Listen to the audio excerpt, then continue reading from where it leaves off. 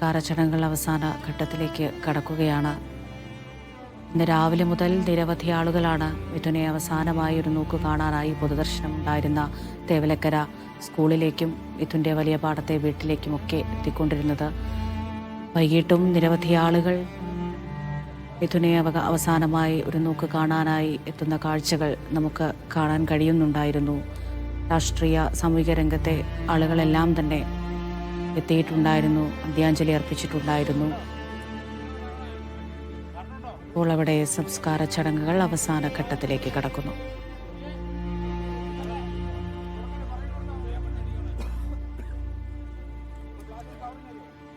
ഷൈജു വിവരങ്ങൾ നൽകും. ഷൈജു, ചടങ്ങുകൾ കഴിഞ്ഞോ?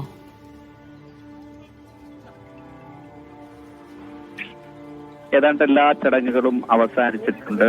അല്പസമയങ്ങൾക്ക് മുമ്പാണ് ചിതയിൽ തിരികൊളുത്ത് എന്നേക്കുമായി മിഥുൻ യാത്രയായിരിക്കുന്നത്.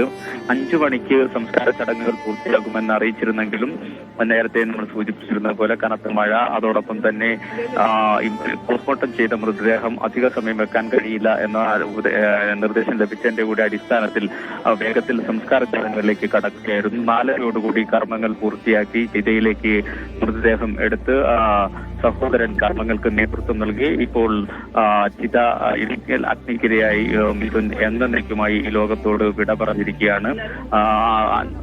അരമണിക്കൂറോളം സമയം കർമ്മങ്ങൾക്ക് എടുത്തിരുന്നു. അതിനുശേഷമാണ് ചിതയിലേക്ക് എടുത്തത്. ഈ വീട്ടിലേക്ക് ഒഴുകിയെത്തിയ ജനങ്ങൾ മണിക്കൂറുകളോളം ക്യൂ നിന്നാണ് മിഥുനെ അവസാനമായി ഒരു നോക്ക് കണ്ടത്. ഒടുവിൽ ആ ക്യൂ നിയന്ത്രിക്കാൻ പോലീസ് കർശനമായി ഇടപെടുകയും ഒടുവിൽ വന്ന പല ആളുകൾക്കും മിഥുനെ കാണാൻ കഴിയാതെ പോകേണ്ടി വരികയൊക്കെ ചെയ്തു. കാരണം വേഗത്തിൽ സംസ്കാര ചടങ്ങുകളിലേക്ക് കടക്കണം എന്നുകൊണ്ടായിരുന്നു അത്. അങ്ങനെ 4:30 സംസ്കാര ചടങ്ങുകൾ അവസാനിച്ചിരിക്കുകയാണ്. അമൃത.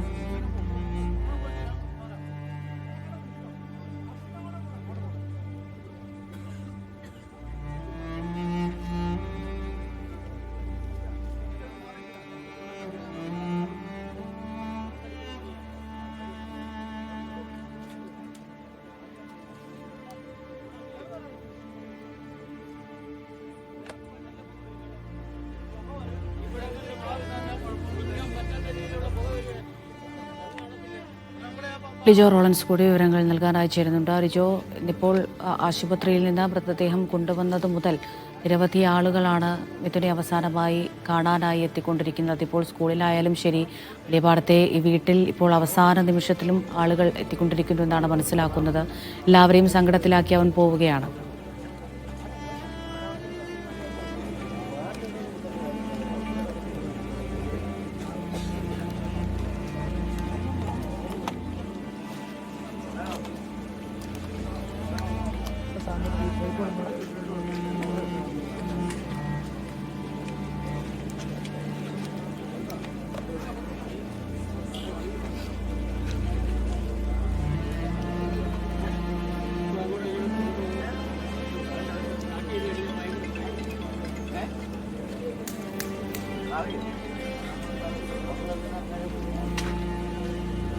ലിജോ, കേൾക്കാമോ?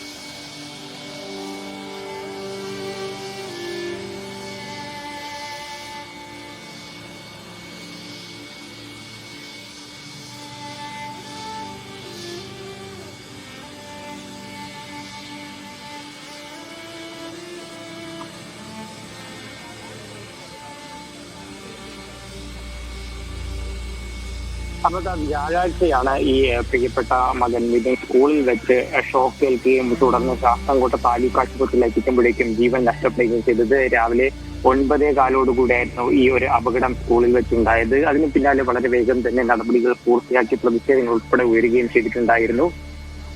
അമ്മ വിദേശത്തായത് കൊണ്ട് തന്നെയാണ് 2 ദിവസം മൃതദേഹം ശാസ്താംകോട്ട താലൂക്ക് ആശുപത്രിയിൽ സൂക്ഷിച്ചതിന് ശേഷം ഇപ്പോൾ സംസ്കാര ചടങ്ങുകൾ പൂർത്തിയാക്കിയിരിക്കുന്നത്. ഇന്നത്തെ ദിവസം അമ്മ കുവൈറ്റിൽ നിന്നും രാവിലെ 9 മണിയോടുകൂടെ നെടുമ്പാശ്ശേരിയിൽ എത്തുന്നു. തുടർന്ന് പോലീസ് അകമ്പടിയോടുകൂടെയാണ് വീട്ടിലേക്ക് എത്തിക്കുന്നത്. വളരെ വേഗം വീട്ടിലേക്ക് എത്തിക്കുന്നു. ഈ സമയം തന്നെ 10:00 ശാസ്താംകോട്ട താലൂക്ക് ആശുപത്രിയിൽ നിന്നും മകന്റെ മൃതദേഹവും വഹിച്ച് വിലാപയാത്രയായി സ്കൂളിലേക്ക് എത്തിക്കുന്നു. സ്കൂളിൽ 1.5 മണിക്കൂറോളം നീണ്ടുനിന്ന ഒരു പൊതുദർശനം ഉണ്ടായിരുന്നു. ആയിരങ്ങളായിരുന്നു സ്കൂളിലെത്തി അന്തിമോപചാരം അർപ്പിച്ചതിന് ശേഷം മടങ്ങിയത്. വളരെ കണ്ണീരോടുകൂടെ തന്നെയായിരുന്നു സ്കൂളിൽ തന്റെ സഹപാഠികളും ഒപ്പം തന്നെ അധ്യാപകരും ഒക്കെ തന്നെ ആ ഒരു ചേതനേറ്റ ശരീരം കാണാൻ എത്തിയത്. അതിനുശേഷം വീട്ടിലേക്ക് മൃതദേഹം കൊണ്ടുവരുന്നു. 1:30 സമയത്ത് വീട്ടിലേക്ക് എത്തിക്കുന്നു. ഇതിന് പിന്നാലെ 2 മണി കഴിയുമ്പോൾ അമ്മ വീട്ടിലേക്ക് എത്തിക്കുന്നു. അതോടുകൂടി അതിവൈകാരികമായിട്ടുള്ള രംഗങ്ങൾക്കാണ് ആ വീട് സാക്ഷ്യം വഹിച്ചത്. 3 മാസം, ഏകദേശം 4 മാസത്തോളമാകുന്നു അമ്മ വിദേശത്തേക്ക് ജോലിയുമായി ബന്ധപ്പെട്ട് പോയിട്ട്. ഈ സമയം അത്രയും, അതായത് ആ അമ്മ ജോലിക്ക് പോയത് തന്നെ തന്റെ മക്കളെയൊക്കെ നന്നായി വളർത്തുക, ആ മക്കൾക്ക് വേണ്ടുന്ന എല്ലാ കാര്യങ്ങളും നേടിക്കൊടുക്കുക എന്നുള്ള ഒറ്റ ലക്ഷ്യത്തോടുകൂടി മാത്രമായിരുന്നു അമ്മ വിദേശത്തേക്ക് ജോലിയുമായി ബന്ധപ്പെട്ട് പോയത്. ആ സമയത്ത് ഇത്തരത്തിൽ ഒരു അപകടം ഉണ്ടാകുമെന്നുള്ള ഒരു കാര്യം ഒട്ടും തന്നെ പ്രതീക്ഷിക്കുകയും ചെയ്തിട്ടുണ്ടായിരുന്നില്ല. പക്ഷെ അപകടം സംഭവിച്ചു. അതിനുശേഷം ആ വിവരം അമ്മ അറിയുമ്പോൾ, അതായത് 2 ദിവസം അമ്മ അനുഭവിച്ച ഒരു മാനസിക വ്യതയുണ്ടാകും. ഇവിടെ ഈ കുടുംബത്തെ ആശ്വസിപ്പിക്കുന്നതിന് വേണ്ടി ബന്ധുക്കളൊക്കെ തന്നെ അടുത്തുണ്ടായിരുന്നു എങ്കിൽ പോലും അമ്മ ഒരു വളരെ ബുദ്ധിമുട്ടിയ ആ ഒരു അവസ്ഥയിൽ തന്നെയായിരുന്നു. അതിനുശേഷം എത്തുന്നതോടുകൂടെ അമ്മയെ സ്വീകരിക്കുന്നതിന് വേണ്ടി വിമാനത്താവളത്തിൽ ഇളയ മകനും ബന്ധുക്കളും ഒക്കെ എത്തിയിട്ടുണ്ടായിരുന്നു. ആ ഒരു രംഗം എന്ന് പറയുന്നത് ഒരു അമ്മയെ സംബന്ധിച്ചിടത്തോളം ഏറ്റവും വേദനിപ്പിക്കുന്ന ഒന്ന് തന്നെയാണ്. കാര്യം ഈ വിദേശത്തേക്ക് പോകുന്ന സമയത്ത് 2 മക്കളും കൂടെ ചേർന്ന് യാത്രയാക്കി അമ്മയെ സ്വീകരിക്കുന്നതിന് വേണ്ടി ഒരു മകൻ മാത്രം വരുന്നു. മൂത്ത മകനാകട്ടെ വേദനയേറ്റ ശരീരം ആ വീട്ടിൽ അമ്മയും കാത്തിരിക്കുന്നു എന്ന് പറയുമ്പോൾ, ആ മൃതദേഹം കാണാനായി അമ്മ വീട്ടിലേക്ക് എത്തുമ്പോൾ ആ ഒരു രംഗം എന്ന് പറയുന്നത് അലറി വിളിച്ച് അലമുറയിട്ട് കരഞ്ഞുകൊണ്ടാണ് അമ്മ വീട്ടിലേക്ക് എത്തുകയും ആ വീട്ടിലേക്ക് എത്തുന്നത്. വീട്ടിലേക്ക് എത്തിക്കഴിഞ്ഞ് ആ ബന്ധുക്കൾ, ചാർച്ചക്കാർ, സുഹൃത്തുക്കൾ ഉൾപ്പെടെയുള്ളവർ ചേർന്ന് ആശ്വസിപ്പിക്കാനായി വളരെ ബുദ്ധിമുട്ടുന്ന ഒരു കാഴ്ചയായിരുന്നു. വളരെയധികം ബുദ്ധിമുട്ടിയാണ് അടുത്ത ആളുകളൊക്കെ തന്നെ. വളരെ അധികം സമയം അമ്മ ആ മൊബൈൽ മേർച്ചടിക്ക് മുകളിൽ കമഴ്ന്ന് കിടന്ന് തലമുറയിട്ട് കരയുകയും ചെയ്യുന്നുണ്ടായിരുന്നു. ആശ്വസിപ്പിക്കാനായിട്ട് പിതാവിന് കഴിയുന്നില്ല. സഹോദരൻ ഉൾപ്പെടെയുള്ളവർ അവർ മൂവരും കെട്ടിപ്പിടിച്ചിരുന്ന കരയുന്ന രംഗങ്ങൾ പോലും ഇടയ്ക്ക് ഉണ്ടാവുകയൊക്കെ ചെയ്തിട്ടുണ്ടായിരുന്നു. അതിനുശേഷം പൊതുദർശനം വീട്ടിൽ ആരംഭിക്കുന്നു. ആയിരക്കണക്കിന് ആളുകൾ, ഒരുപക്ഷെ സ്കൂളിൽ കൂടുതൽ ആളുകൾ വരും, വീട്ടിൽ സൗകര്യം കുറവായതുകൊണ്ടെന്ന് പ്രതീക്ഷിച്ചെങ്കിൽ അതിനെല്ലാം വിഭിന്നമായി ആയിരക്കണക്കിന് ആളുകളാണ് വീട്ടിലേക്ക് ഒഴുകിയെത്തിയത്. വന്നവരെല്ലാം തന്നെ ഇവർക്ക് വേണ്ടപ്പെട്ടവർ തന്നെയായിരുന്നു. ഇതിനെ അറിയുന്നവർ, ഇതിനെ സ്നേഹിക്കുന്നവർ, ഇതിനുമായി പരിചയമുള്ളവർ ഒക്കെ തന്നെ അപരിചിതരായിട്ടുള്ള ആളുകൾ പോലും കേട്ടറിഞ്ഞ് ഇതിന്റെ വീട്ടിലേക്ക് ഒഴുകിയെത്തി അന്തിമോപചാരം അർപ്പിച്ചു. 4 മണിയോടുകൂടെ ഈ ചടങ്ങുകൾ മതപരമായ ചടങ്ങുകൾക്ക് വേണ്ടി വീടിന് മുന്നിലെ പന്തലിൽ നിന്നും ഈ ശിബയിലേക്ക് എടുക്കുകയായിരുന്നു. ഈ സമയം അമ്മയും അച്ഛനും ചേർന്ന് തന്റെ പ്രിയ മകന് അവസാനമായി ഒരു ചുംബനം നൽകുന്നുണ്ടായിരുന്നു. ആ സ്നേഹിച്ച് കുഞ്ഞു മക്കളെ ജനിച്ചത് മുതൽ 13 വയസ്സ് വരെ ഒരു അമ്മ എത്രത്തോളം ബുദ്ധിമുട്ടി വളർത്തി എന്നുള്ളത് നമുക്കറിയാം. ഒരു അച്ഛനും അമ്മയും ചേർന്ന് പലപ്പോഴും സ്നേഹത്തോടും ലാളനയോടും കൂടെ ചുംബനങ്ങൾ നൽകിയിട്ടുണ്ടാകും. പിണക്കം മാറ്റുന്നതിന് വേണ്ടിയൊക്കെ ചുംബനങ്ങൾ നൽകിയിട്ടുണ്ടാകും. പക്ഷേ അതിൽ നിന്നെല്ലാം വിഭിന്നമായി ഒരു അന്ത്യ ചുംബനം നൽകുക എന്ന് പറയുന്നത് ഒരിക്കലും ഒരു മാതാപിതാക്കൾക്കും അവരുടെ ജീവിതത്തിൽ ഒരിക്കലും ആഗ്രഹിക്കാത്ത കാര്യങ്ങളാണ്. എപ്പോഴും അവർ ജീവനോടെ ഉള്ളപ്പോൾ തങ്ങളുടെ മക്കളെ നഷ്ടപ്പെടുന്നതിലും അധികം വേദന മറ്റൊന്നും ഇല്ല എന്നാണ് പല മാതാപിതാക്കളും പറയുന്നത്. അപ്പോൾ അതിന് സമാനമായ ഒരു രംഗം തന്നെയായിരുന്നു ഈ വീട്ടിലും ഉണ്ടായിരുന്നത്. ആളുകളാകെ തന്നെ കണ്ണീരിലായിരുന്നു പോകുന്ന രംഗങ്ങളായിരുന്നു. ഇതിന് പിന്നാലെ സഹോദരന് മന്ദിചുംബനം നൽകിയതിനു ശേഷം ചിതയിലേക്ക് എടുക്കുന്നു. ചിതയിലേക്ക് എടുക്കുന്ന സമയത്ത് അവിടെ ആകട്ടെ ആ സഹോദരനാണ്, ഇളയ സഹോദരനാണ് കർമ്മങ്ങൾ ചെയ്യുന്നത്. ഒപ്പം തന്നെ അവിടെ ആ കർമ്മങ്ങളെല്ലാം വളരെ വേഗം പൂർത്തിയാക്കി ചിതയ്ക്ക് തീ കൊളുത്തുകയും ചെയ്യുന്നുണ്ട്. താൻ ജനിച്ച് 13 വർഷം സന്തോഷത്തോടുകൂടെ ആ അമ്മയോടും സഹോദരനോടും അച്ഛനോടും ഒക്കെ സന്തോഷത്തോടെ ജീവിച്ച് ഓടിക്കളിച്ച് തനിക്ക് ആ സന്തോഷവും ദുഃഖവും ഒക്കെ നൽകാൻ വീടിന്റെ തൊട്ട് പിന്നിലായി തന്നെയാണ് ആ മിഥുന് ചിതയൊരുക്കുകയും ചെയ്തത്. ആ ചിതയിൽ ഇപ്പോൾ എരിഞ്ഞമരുകയും ചെയ്യുകയാണ് ആ 13 വയസ്സുകാരൻ. ശരി.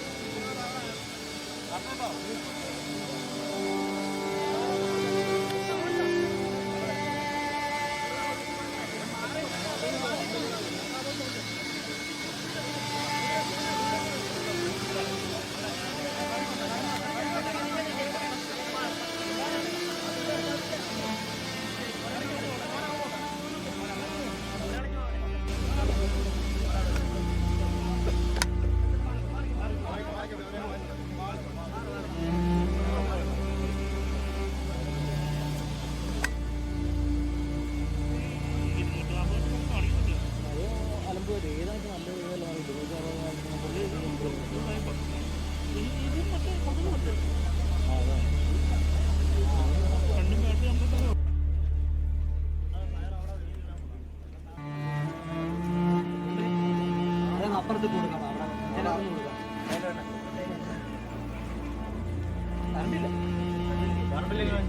ഇതിനകത്ത് കൊടുക്കണം.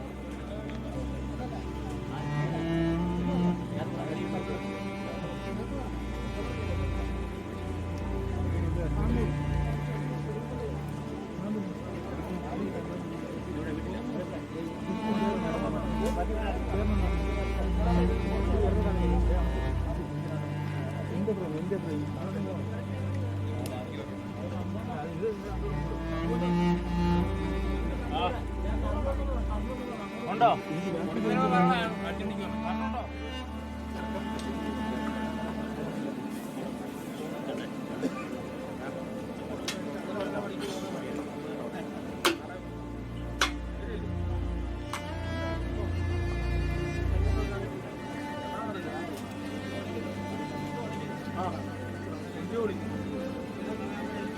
അല്ല ഇതിനകത്തോട്ട് വരില്ല.